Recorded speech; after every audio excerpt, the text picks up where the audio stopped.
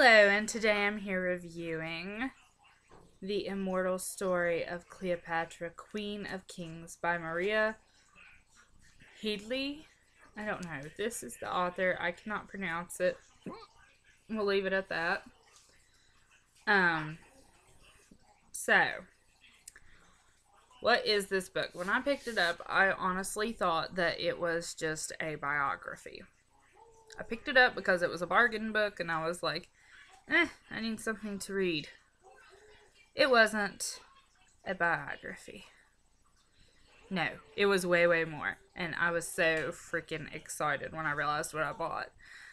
It is a, I want to say fantasy, but it's like almost in the horror genre type book.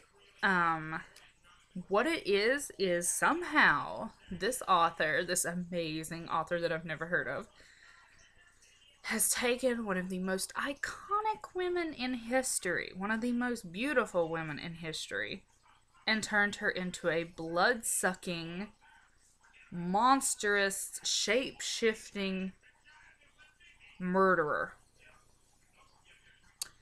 And that I give her props on. That is amazing. I really, really love this book. I give it 5 out of 5 stars, but if I could give it 10, I would. It was that amazing. It is a very heavy book. I mean, it's not like a huge door stopper, but it's a door stopper.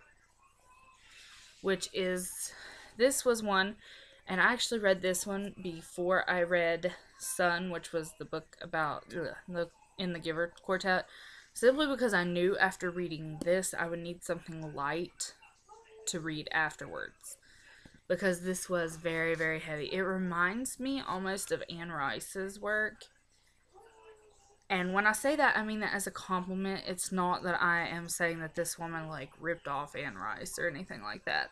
Because, no, she didn't. It's completely different. She set it upon Egyptian mythology. It was really beautiful. The research alone for this novel must have taken forever.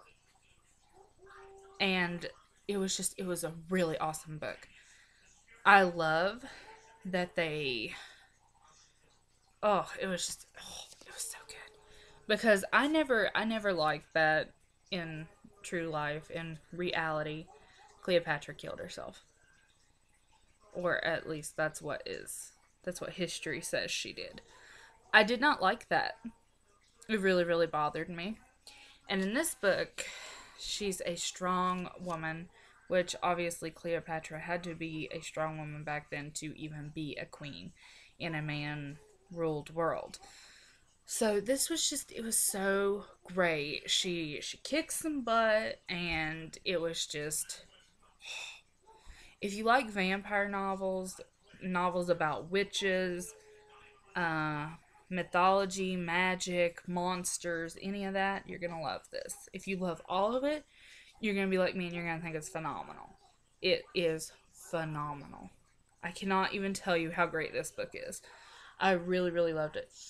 There are so many climaxes. There was a part in the book where it did start to lag or slow down momentum a bit. I was about 3/4 in the way in, and it took me a couple days to get through that. But this is one of those books, it's going to take you a week or longer to read unless you're like one of those. Well, I'm one of those people. I can read a book in like a day. But it was so heavy, I had to read and stop and just think about what I read. Because it was fabulous. It was so good. And I love how she linked up the vampires or the blood drinkers' sun weakness to the goddess and god, well, to a goddess and god of Egypt. Ra is the god of the sun, and he had banished his daughter, who basically becomes one with Cleopatra. And because he banished her from his sight because she was so bloodthirsty, she can't be out in the sun. So it was just fabulous. The whole book made sense It did. It made complete sense. And to me, that is when a fantasy book is perfect, is when the world makes sense. When there's no little holes everywhere like Swiss cheese. You want a world that you can understand. You want one that doesn't have a lot of. You don't want one that doesn't make sense, like where there are not rules to be followed. Like the Harry Potter world we all loved because you can't bring people back from the dead. There are just some things magic can't solve. And there were rules. And so we really, really liked that. And this was kind of like that. The world was set up beautifully and perfectly, and I really, really enjoyed it. So, anyway, you need to pick this book up. Like I said, mine was a bargain book. I got it for like $5 at Books A Million. So, and it was published in 2011, I believe. But really fantastic book. Yeah, it was published in May of 2011. Really, really good book. So I have another book I will be reviewing soon.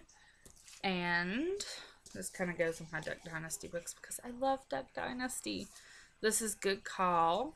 And this is Jace Robertson's book. And I have been looking so forward to this. It isn't as thick as I wanted it to be, but it looks pretty darn good to me. I'm really excited to read this. Not as excited as I was to read Sai's book, but who doesn't love Uncle Sai? Everybody loves Uncle Sai. So anyway, like, comment, and subscribe. And if you've read this book, if you've read Queen of Kings, let me know. And if you haven't, then you should definitely pick it up. Please tell me what you would like to see more of, what genre of books you would like to see me read more often. And as always, leave suggestions and comments, and I will see you soon.